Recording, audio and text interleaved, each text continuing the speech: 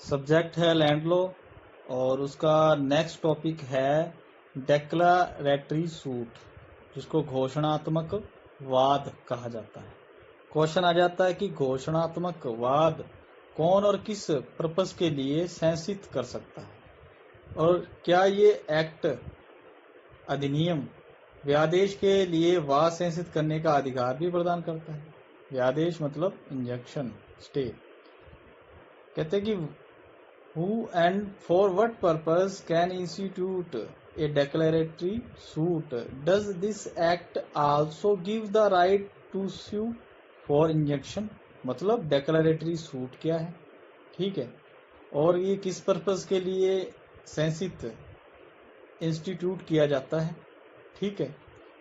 क्या इस एक्ट के इंजेक्शन के लिए भी वाद केस लाने या संचित करने का अधिकार प्रदान करता है? क्या ये एक्ट, ठीक है, उसके बारे में आ जाता है। सबसे पहले पढ़ेंगे डेक्लरेटरी सूट होता क्या है। डेक्लरेटरी मतलब डेक्लरेशन करना। मान लो भी आपका किसी प्रॉपर्टी पर कोई अधिकार है, ठीक है, आप किसी राइट के ओनर हो, आपका कोई अधिकार है, ठीक है, किसी चीज पर अधिकार है और कोई व्यक्ति उस अधिकार, आपके अधिकार को डिनाई करता है। डिनाई मतलब वो आपके राइट को नहीं मानता, तो आप क्या करोगे भाई? लीगली आप तो उस अधिकार के मालिक हो, वो अधिकार आपका है, उस प्रॉपर्टी पे मान लो भी आपका अधिकार है, तो आपको प्रूव तो करना पड़ेगा। इस प्रूव करने की जो प्रोसेस है उसको ही डेक्लरेशन कहते हैं। मतलब आप कोर्ट के सामने जाओगे, आप अपने तथ्य, अपने एविडेंस रखोगे कि साहब इन एविडेंस के अकॉर्डिंग इस वस्तु पर, इस चीज पर, कोई भी हो सकती है, या ये जो राइट है ये मेरे हैं, ठीक है, तो इस पर आप डेक्लरेशन करें। तो कोर्ट क्या करेगा, उन सबूतों को देखते हुए, सारा कुछ देखते हुए, फिर कोर्ट एक घोषणा करता है जिसको कहते हैं डेक्लरेशन, कि इस व्यक्ति का ये राइट है, ठीक है, और उसके लिए ही डेक्लरेटरी सूट होता है। मान लो कोई टेनेंट है, ठीक है, उसको अपने आप को साबित करना है कि वो टेनेंट है, ठीक है, उसको जो जमीन है वो पट्टे पर मिली है, लीज पर मिली है, और वो रेवेन्यू भरता है और वो टेनेंट है, ठीक है। इसको प्रूव करने के लिए वो कोर्ट में केस ला सकता है। मतलब किसी प्रकार का टेनेंट हो, किसी नेचर का हो, किसी क्लास का हो, वो अपने आप को साबित करने के लिए as a tenant declaratory suit ला सकता है। तो कोर्ट उसके द्वारा पेश किए गए एविडेंस पर विचार करके ये डिक्लेरेशन कर सकेगा कि ये व्यक्ति इस प्रकार का टेनेंट है, ठीक है। तो ये डेक्लरेटरी सूट होता है। मतलब डेक्लरेटरी सूट जो है वो किसी भी टेनेंट की हैसियत, भी मेरा ये स्टेटस है, और उसके अधिकारों की डिक्लेरेशन के लिए दायर किया जाता है। भाई अगर उसका कोई किसी चीज पर कोई राइट है, ठीक है, अगर उसके राइट के अंदर बाधा उत्पन्न की जाती है, या उसको उसके राइट को यूज करने से उसको रोका जाता है, तो उसके लिए वो डेक्लरेटरी सूट ला सकता है। तो कोर्ट उस पर क्या कर देगा, डेक्लेरेशन कर देगा, अपना जजमेंट दे देगा कि हाँ भाई ये जो व्यक्ति है ये इस कैटेगरी का टेनेंट है और इसके ये अधिकार है। यही डेक्लरेटरी सूट बोला जाता है। फिर कहते हैं कि केस कौन ला सकता है? कोई भी ला, मतलब इसके अंदर जो टेनेंट है वो ला सकता है, सब टेनेंट भी ला सकता है, खुद काश्त अभिधारी जिसको खुद काश्त टेनेंट कहते हैं वो भी ला सकता है, शिकमी टेनेंट वो भी ला सकता है, स्टेट के अलावा कोई भूमिधारी है, लैंड ओनर है, मतलब एक तो स्टेट होती है, अदर कोई व्यक्ति है जो लैंड ओनर है, वो भी अपने स्टेटस को प्रूव करने के लिए, अपने राइट्स को प्रूव करने के लिए डेक्लरेटरी सूट ला सकता है, ठीक है। फिर कहते हैं कि जो केस है वो किस पर्पस के लिए किया जाएगा। सेक्शन 88 इसके अंदर क्या है, किसी टेनेंट अथवा लैंड ओनर द्वारा इस आशय की घोषणा, इस इंटेंशन की डिक्लेरेशन करने के लिए वाद संचित किया जा सकता है कि वह टेनेंट है, वह सब टेनेंट है, वह संयुक्त जॉइंट काश्तकारी में हिस्सा रखता है और वह खुद काश्त अभिधारी है, टेनेंट है। वह शिकमी टेनेंट है, वह भूमिधारी है। भूमिधारी मतलब लैंड ओनर। मतलब इस प्रकार जो डिक्लेरेशन सूट है वो उसके अंदर अपनी हैसियत या अधिकारों की घोषणा के लिए वो वाद दायर कर सकता है, केस लगा सकता है। ठीक है, सेक्शन 88 के अंदर डिक्लेरेटरी सूट कर सकता है। ठीक है, फिर उसके बाद बताया भी काश्तकारी वर्ग के लिए वाद। जो काश्तकारी वर्ग है, क्लास है, उसके लिए केस 89 के अंदर भी कोई भी टेनेंट या भूमिधारी इस आशय की घोषणा के लिए वाद ला सकेगा। किस इंटेंशन की? कि वे इस कैटेगरी का टेनेंट है और ये जो भूमि है जिसका क्षेत्रफल मतलब लंबाई चौड़ाई इतनी है, जिसका सीरियल नंबर इतना है और सीमाएं ये है। ठीक है, और उस भूमि के विषय में दे लगान, भाई जो लगान देते हैं वो इतना है और जो पेमेंट करने का प्रोसेस है वो ऐसे है।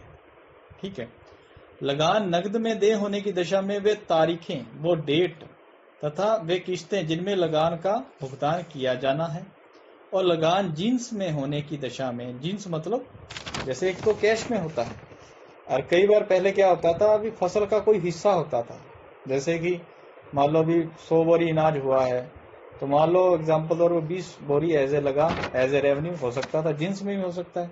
तो उसको ये बताना पड़ेगा कि जो लगान है वो जिन्स में दे होने की दशा में फसलों का मूल्य निर्धारण, विभाजन, परिधान का समय, स्थान और रीति, ये सारा कुछ उसको बताना पड़ेगा।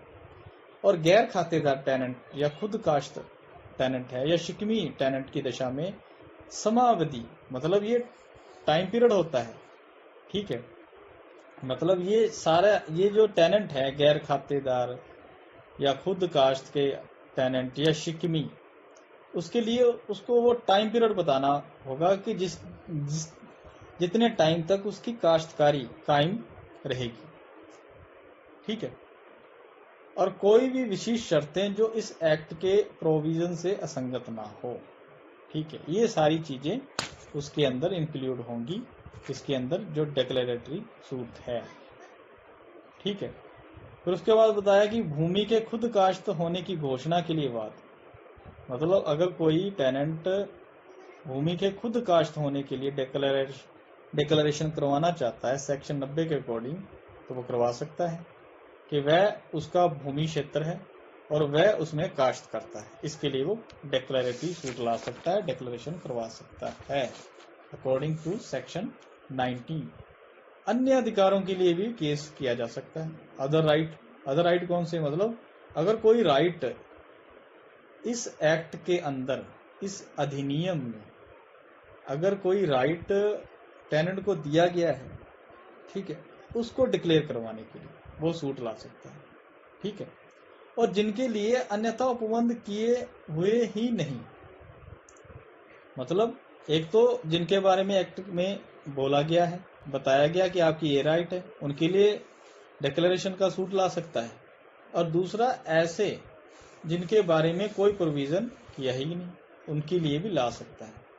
ठीक है, जैसे चरागाह में पशु चराने का अधिकार, घास काटने हटाने का अधिकार, हक शुभा का राइट, कुएं में स्वामित्व ओनरशिप का राइट, पानी के जो नेचुरल बहाव का अधिकार आदि ऐसे अधिकार है जिनकी घोषणा के लिए डिक्लेरेटरी सूट लाया जा सकता है। उसके बाद आ जाता है इंजेक्शन। इंजेक्शन मतलब व्यादेश, व्यादेश मतलब जिसको अपने नॉर्मल भाषा में स्टे कहते हैं। ठीक है, उसके बारे में राजस्थान जो टेनेंसी एक्ट है 1955 की सेक्शन 90A के अंदर व्यादेश इंजेक्शन के बारे में राइट दिए रखा है।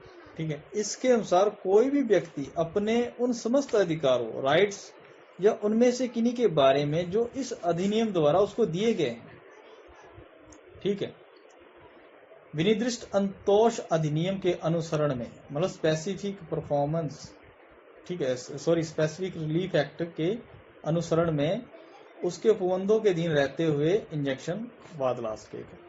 ठीक है, मतलब किसके बारे में ला सकेगा? जो राइट इस एक्ट के अकॉर्डिंग उस टेनेंट को दे रखे, और किसके थ्रू लाएगा? स्पेसिफिक रिलीफ एक्ट के अकॉर्डिंग लाएगा। ठीक है।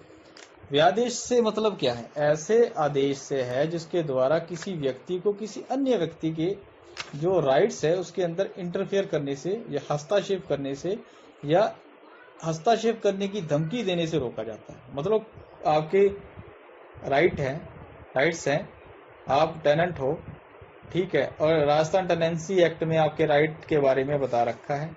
कोई व्यक्ति है जो आपके राइट्स के अंदर क्या करता है? इंटरफेयर करता है, हस्तक्षेप करता है, बाधा उत्पन्न करता है या ऐसा करने की धमकी देता है। ठीक है। जैसे कि आपने एज ए टेनेंट जमीन आपके पास है, ऑन लीज है, ठीक है, आप उस पर कृषि कर सकते हो, खेतीबाड़ी कर सकते हो। अगर कोई आपको खेतीबाड़ी करने से रोकता है तो आप क्या करोगे? आप कोर्ट में जाओगे। ठीक है। किसके लिए जाओगे?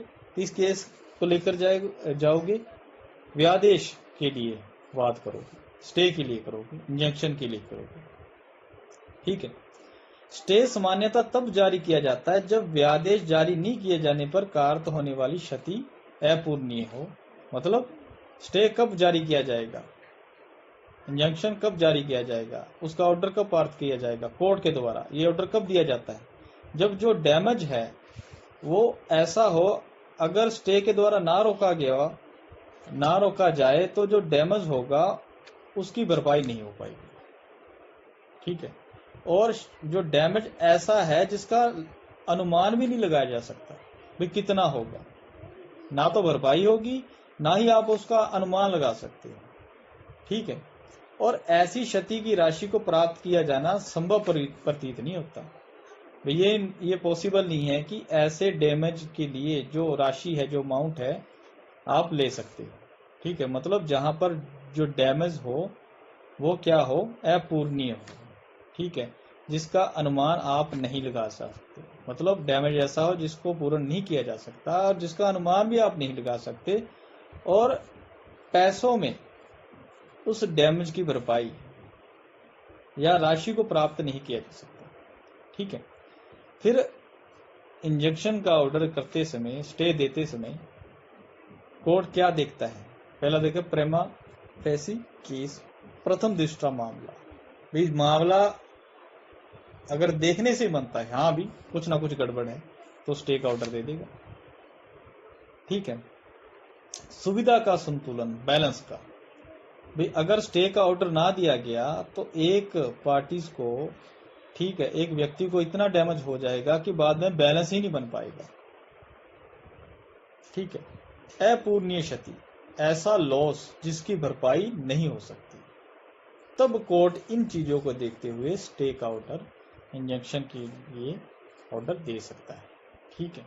इंजेक्शन का मतलब होता है स्टे का मतलब रोकना, स्टे मतलब रोकना, जैसे है वैसे ही रहो, उस चीज को वैसे ही रखो। अगर कोई इंटरफेयर कर रहा है किसी के राइट्स में, उसको रोका जाना, वही स्टे है। ठीक है। तो इस प्रकार स्टे के बारे में भी आप व्यादेश के बारे में भी वाद ला सकते हो, इंजेक्शन के बारे में वाद ला सकते हो। इस प्रकार आपका जो ये क्वेश्चन है डिक्लेरेटरी सूट वो पूरा होता है। इसके अंदर ये बताया गया कि अगर किसी प्रकार का टेनेंट हो, उसने अपनी हैसियत, अपने स्टेटस को साबित करना है और अपने राइट को, ठीक है, ये मेरा अधिकार है, इस एक्ट के अंदर दे रखा है, उसके बारे में कोई डिक्लेरेशन करवानी है तो उसके लिए डिक्लेरेटरी सूट ला सकता है। कौन ला सकता है?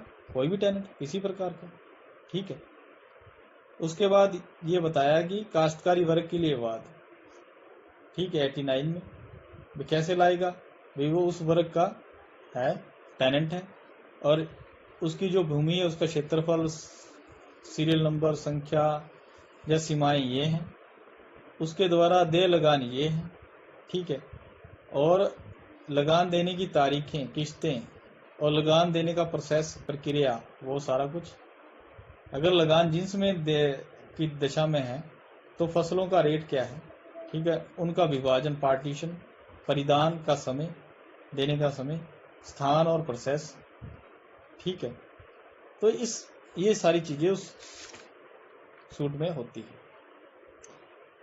फिर उसके बाद बताया कि भूमि के खुद काश्त होने की घोषणा के लिए भी ला सकता है 90 के अंदर। कि वह उसका भूमि क्षेत्र है और वह उसमें काश्त करता है। ठीक है। अन्य अधिकारों के बारे में भी डिक्लेरेटरी सूट लाया जा सकता है। जो राइट्स किसी टेनेंट के इस एक्ट में बता रखे हैं उसके लिए भी ला सकता है, और जो राइट इसमें नहीं उपलब्ध है, मतलब जिसके बारे में प्रोविजन नहीं उपलब्ध है इस एक्ट में, उनके बारे में भी ला सकता है। जैसे कि चरागाह में पशु चराने का अधिकार, घास काटने का अधिकार, घास हटाने का, हक्षपा का, कुएं में स्वामित्व का, ओनरशिप का। ठीक है। और पानी के जो नेचुरल बहाव का अधिकार आदि भी इसमें शामिल है। ठीक है। फिर इंजंक्शन के बारे में बता दिया कि कोई व्यक्ति किसी दूसरे व्यक्ति के अधिकारों में क्या करता है, इंटरफेयर करता है। ठीक है, हस्तक्षेप करता है, उसको रोकने के लिए आप इंजंक्शन स्टे का वाद ला सकते हो। ठीक है। इंजंक्शन का सामान्यतः जो आदेश है कब जारी किया जाता है, जब डैमेज है, जो लॉस है, वो ऐसा है जिसको पूरा नहीं किया जा सकता, जिसकी भरपाई नहीं हो सकती, ना ही उसको उस डैमेज का आप अनुमान लगा सकते हो। ठीक है। और उसके बाद कोर्ट क्या देखेगा कि केस प्रिमा फेसिस बनता है नहीं, सुविधा का संतुलन हो। ठीक है। और डैमेज कैसा हो, अपूर्णीय, जिसको पूर्ण नहीं किया जा सकता, तो इस आधार पर व्यादेश के लिए, इंजेक्शन के लिए केस लाया जा सकता है। इस प्रकार आपका ये टॉपिक है वो पूरा होता है।